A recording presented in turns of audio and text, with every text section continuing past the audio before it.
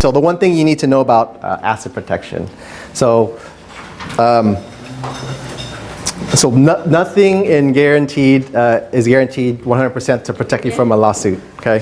So there's if you know who Ben Franklin is, there's a quote he has, like, the only thing is guaranteed is death and taxes. Okay. And so a lot of people think if you have LLC or you do something that's going to stop everyone from suing you. That's actually absolutely not true.